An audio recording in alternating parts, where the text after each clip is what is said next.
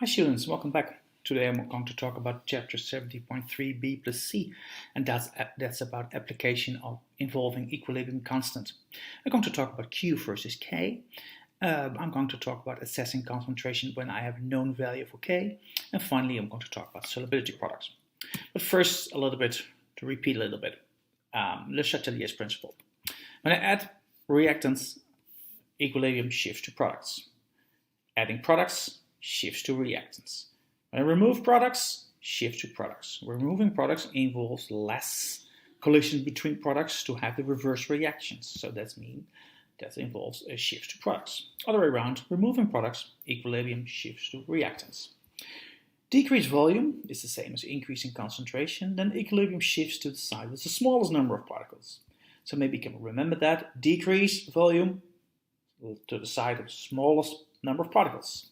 Other way around, increased volume, that's decrease of concentration, equilibrium shifts to the side with the largest number of particles. Increase volume, largest number of particles. Temperature, when I increase temperature, equilibrium shifts to the endothermic side. Decrease, equilibrium shifts to the exothermic side. You need information from the question to find out which reaction, forward or reverse, is endothermic or exothermic. So now we're going to talk about application of equilibrium constant. So the equilibrium constant is the concentration of products over the concentration of reactants. And when K is larger than 1, that means equilibrium is on the right hand side, product side. Is on the left hand side, reactants. So I have an example. Let's say we have a reaction and we know that the K value is 20. At certain moments, when my equilibrium is forming, and the reaction is not finished yet, it's still going on, the equilibrium is not set yet, well, we can still find it doesn't have the value of K, so not the 20, but a different value. We call it Q. So, and we know when Q, for this example, is smaller than K, let's say it's 10 instead of 20, we know Q needs to increase because it has to reach 20, because that's the value for this reaction. So that means Q needs to increase. So that means equilibrium has to shift a little bit more to the right until K has a value of 20 for this example. Well, let's say when we have the reaction and K appears to be 40, it must be 20. So Q, or 40, has to decrease to 20 because that's the value we have. So Q needs to decrease. So that means less products and more reactants.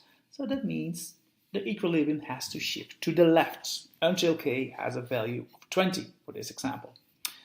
So when Q smaller than K, shifts to the right. When Q is larger than K, shifts to the left. To practice with this, when you finish this movie, there's a simulation on this website here, teachchemistry.org, where you are for, I think, a couple situations, 10 or 15, you assess K, they give some data for you, and they give the concentration. So you assess the value for Q, you compare to K, and then you decide, has the equilibrium to shift, yes or no, and which direction, to the left or to the right, or is it maybe already in equilibrium? So when Q has the same value of K, then you are already in equilibrium, you don't see it shift. Okay, so another application. When K is unknown, we can calculate the concentration. So when K is known, calculate the concentration. I have here a reaction, PCl5 in equilibrium with PCl3 and Cl2. I have K value, it's over here. And in equilibrium, I know the reaction of PCl5 and the concentration of PCl3. So the unknown is Cl2. What I do, I plug in the numbers. I know K, and I know 2 of the 3 concentration. So I have 1 unknown and 3 known, three known information. I know K, I knew two concentrations, I have to find the other one. So with this formula, plug in the numbers, I can find the concentration of CO2. So when I know K, and I know most of the concentration, I can find the remaining concentration of the other compound. A special one is application of equilibrium. Solubility, equilibrium, KSP, and SP stands for solubility products. So we know some ionic compounds are really hard to dissolve, but dissolve a little bit. So, for example, PbCr4 is insoluble in water, but still a little bit dissolves. Pb2 plus, CrO42 minus. And you see, that's an equilibrium. And when it's an equilibrium, we can set a equilibrium constant, and now we call it KSP, solubility product. We only include aqueous or gas in my expression, and not the solid. So KSP is Pb2 plus times concentration of CrO42 minus. So when I know that KSP has a value, for example, of 2.0 times 10 to the negative 16, what is my solubility? And what I have as a tip, assume the solubility is A mole per liter. So when this is A, PbCrO4, then Pb2 plus is also A, and CrO42 minus is also A, because the ratio is 1 to 1 to 1. So we'll see that KSP is concentration of Pb2 plus times concentration of CrO42 minus, and that's 2.0 times 10 to the negative 16, because that's KSP. So the concentration of Pb2 plus is A, and because it's 1 to 1, CrO42 minus is also A, so A squared is 2.0 times 10 to the negative 16. I take the square root of it, and I have my answer. And that's about 1.4 times 10 to the negative 8 moles per liter. I can do another one. Now with PCl2, I have the solubility product, so I have KSP. Assess my solubility. But now we have to be careful.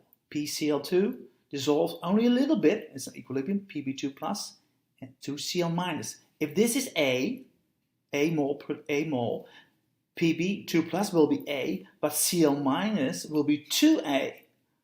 So KSP is Pb2 plus times Cl minus to the power of 2.